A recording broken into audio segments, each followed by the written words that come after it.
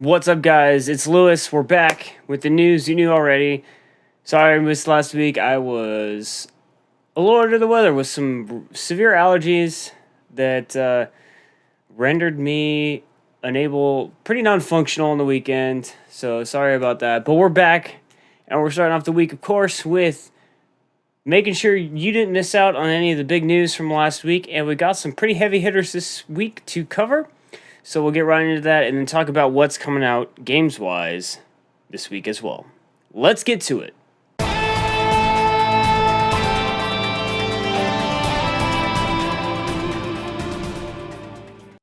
All right, up first, I'm sure, as you know, there was TwitchCon this weekend, and there was actually something worth talking about coming out of TwitchCon, and that is the news that Amazon Prime now comes with Twitch subscriber turbo features. I don't know. Prime and Twitch have been integrated, and it's called Twitch Prime. The program allows you to subscribe to a free sub to a channel.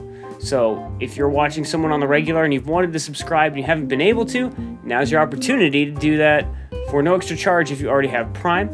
I believe you'll be getting some fresh emotes for being a Twitch Prime member. You'll get all the features of being a turbo subscriber, which means an ad-free viewing experience on Twitch across the board.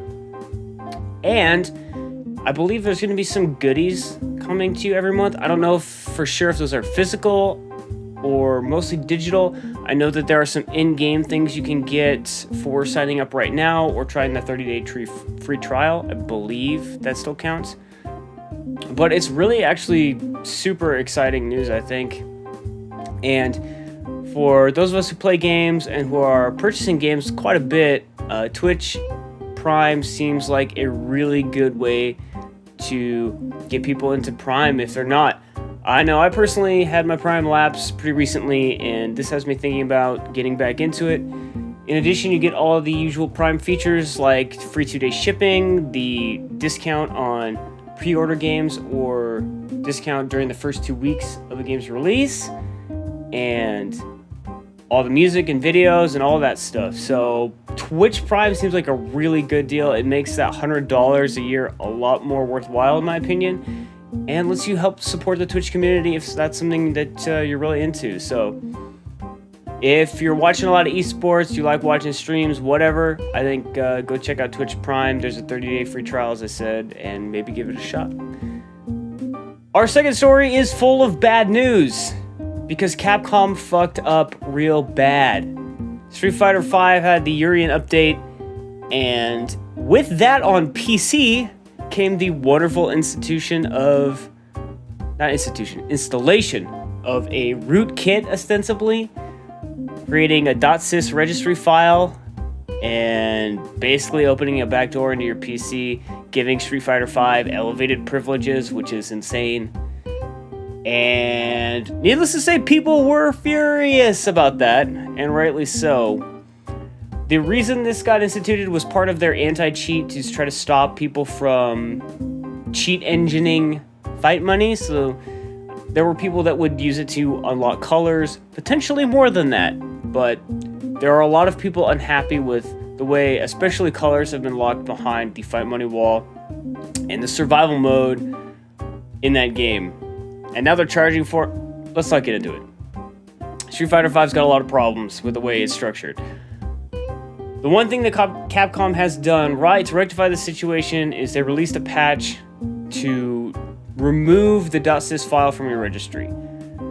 Now, it's not the best solution because they're still got all these step-by-step instructions involving running script through command prompt, but while it may not be the most simple and straightforward, there are instructions on how to go about doing it, and it is getting rid of the file from your machine, which is really important, and I think that it's really good that they got on that and issued a fix as quick as they have.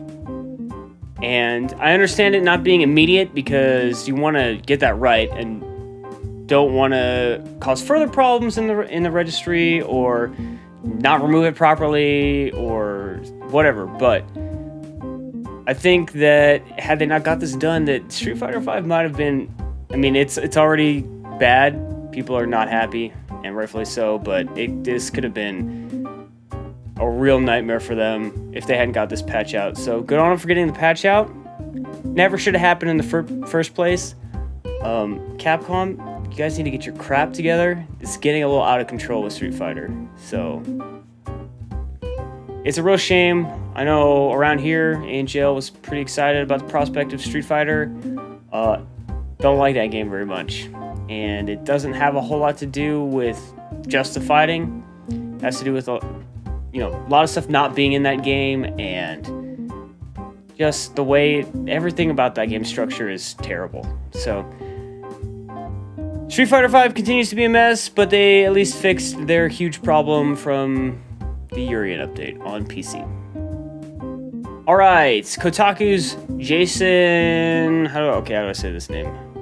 Schreier? I'm not sure. Sorry, Jason, if I butchered your name. Who's been a pretty reliable reporter of Destiny leak information and other things like that, has reported that according to inside information that he got, Battleborn would be going free to play soon. That game's price has been free falling for a long time, and while we saw it get a lot of attention at events like PlayStation Experience last year, the line was out of control for that game. It doesn't appear that it has sold very well, which I think after playing the beta does not surprise me very much. I didn't think that game was very interesting for more than a couple hours, but I think a free-to-play model might get people to check it out. Unfortunately, it maybe isn't quite the case, because Randy Pitchford got on the Twitters to, number one, call Jason an irresponsible reporter, which, okay, and then to deny that this is going to happen, and that they're talking about some kind of trial version. But Jason said that the information that he got was that there was going to be like multiplayer's free maybe, but the campaign's not available for the free version, and then there's like a league rotation with characters, and so it sounds like it's kind of some maybe semantics arguments there.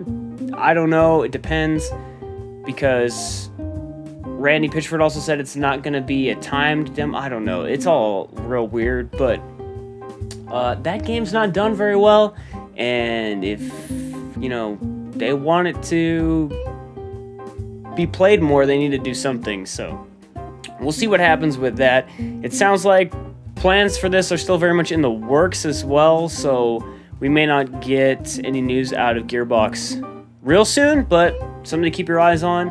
If you've been interested in Battleborn, maybe that's a way to give it a peek without having to pay for it, I guess. I wouldn't recommend it, but if you want to check it out for yourself, I understand. I like to do the same as well.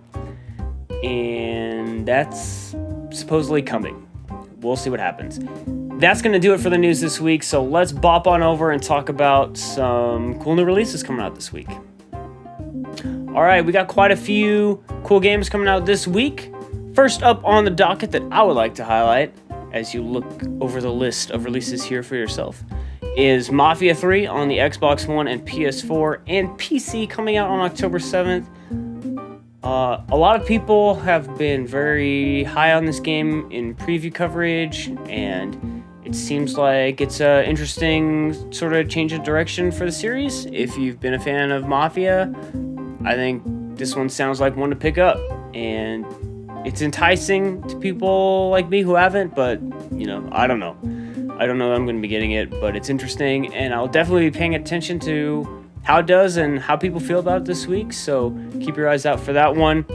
In addition, we've got Paper Mario Color Splash on the Wii U on October 7th. Always nice to see a big Nintendo release on the Wii U. It's not happening very much anymore, especially with NX right around the corner. It seems like Wii U support is very much fading away. So get on this, maybe your last chance to play a new Mario game on the Wii U, I don't know. We'll see what happens. We just still don't know about NX, but it's supposed to be coming, so they gotta say something pretty soon, I would think. And last up on the list this week is the first PSVR game Also, just on the straight PS4 is the 100-foot robot golf that's coming on October 10th. That game looks like some real dumb fun, and I think I may be checking that thing out. And if you've got a PSVR, that looks like a weird, dumb thing that you could play on that, but you can also not play on that, which I think is actually a really good way to sell some of these, like, more closer to traditional game experiences. It's like, yeah, you can play it in VR, but you can also play it out of VR, which I think that's a great move. I hope that that's one version of the game too. Like, oh, hey, you have a headset on, play this in VR. Or, oh, you don't have a headset, just play it. If they're selling two different versions of the game, all of that goes out the window. I don't know for sure, but yeah, that game looks pretty sweet. It's real stupid in all the best ways, and got a PS4, I think that's probably one that you should keep your eyes on. That's going to do it for this week. Thanks so much for tuning in again. As always, we really appreciate it. If you enjoyed the video, give it a like. Give us a subscription if you enjoy our content. That would be very helpful to us. And as always, there are links to the rest of our content down below in the description. We've got a podcast, a blog, and lots of other stuff. So go check that out. And we will see you guys right back here for more news next week.